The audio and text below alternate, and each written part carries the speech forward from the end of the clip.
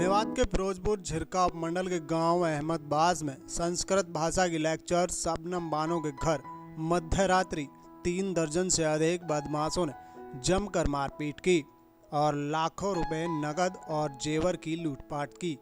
घर में तोड़फोड़ कर लाखों रुपए का नुकसान कर दिया गया।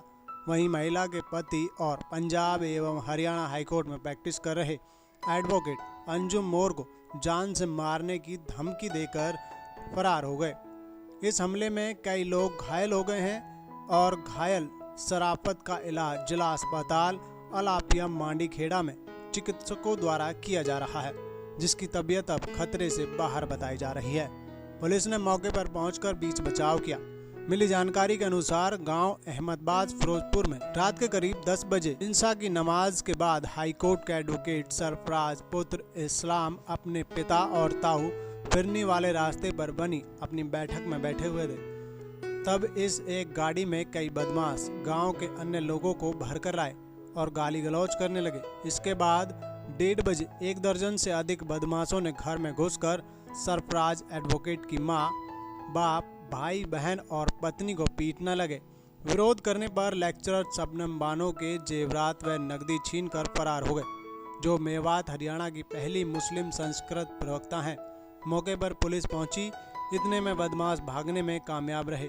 पंजाब एवं हरियाणा हाईकोर्ट के एडवोकेट सरफराज ने बताया कि जानलेवा हमला करने वाले बदमाश घर में रखे नकदी और गहने तक लूट ले गए।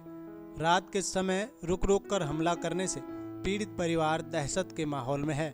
अंजुम मोर ने बताया कि आरोपियों ने उन्हें जान से मारने की नीयत से रात के समय 3 बार हमला किया, लेकिन जब वह घर पर नहीं मिले तो सीने पर बंदूक रखकर बीवी, बहन, पिता और मां के साथ मारपीट की। उन्होंने फिरोजपुर झिरका पुलिस को लिखित शिकायत देकर आरोपियों के खिलाफ मुकदमा दर्ज करने की मांग की है। फिरोजपुर झिरका पुलिस थाना प्रभारी चंद्रभान ने बताया कि शिकायत मिली है, जिसके आधार पर कार्रवाई की जा रही है। अभी तक किसी की गिरफ्तारी नहीं हो पाई है। तो सबसे पहले मैं अलवी साहब मीडिया का धन्यवाद देना चाहूँगा, जिन्होंने इस दुख की घड़ी में मेरे दर्द को समझा है और मेरे घर पर आकर के जो तबाही हुई है, जो विनाश हुआ है, जो नुकसान हुआ है, उसको आम जनता के सामने दिखाने का एक प्रयास कर रहे हैं। मेरा नाम सरफराज अंजुम मोर है।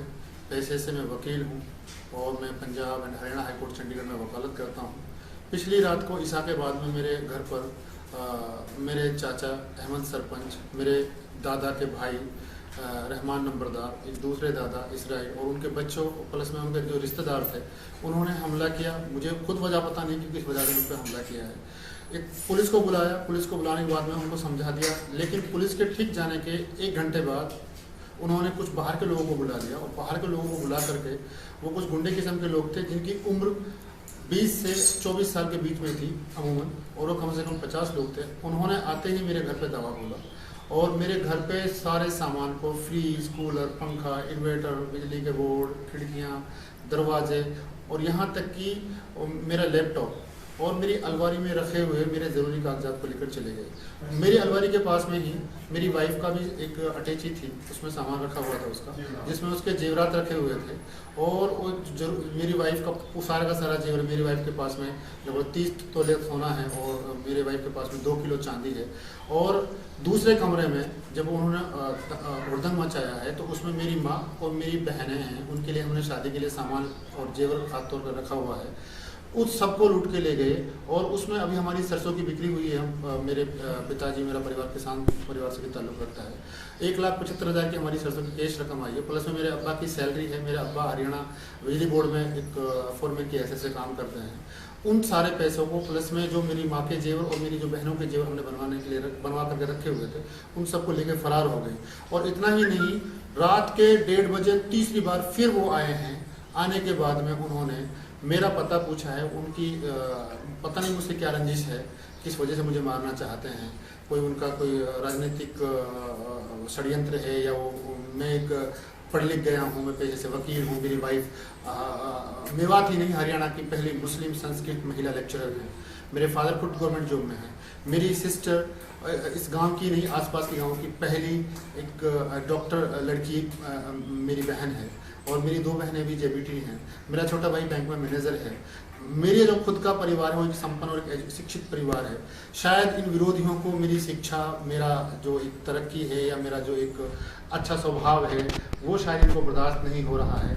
जो ये लोग थे ये एक शराबी तीन बार हमला करो हमारे घर पर। एक बार तो करो रात के 10 बजे, एक बार करो 12 बजे, एक बार करो 1:30 बजे।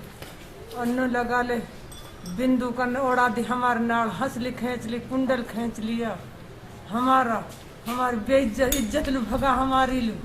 ये घर वाला और इसराइल अहमद वह छोरा अहमद का 3, एक वह असना, एक इसराइल को जावेद और उनका गेल गुंडा नीचे हेड का बिंदु की नाड़ अड़ा दी हमारे। बताओ तार आदमी कहाँ ना ऊपर बैठा।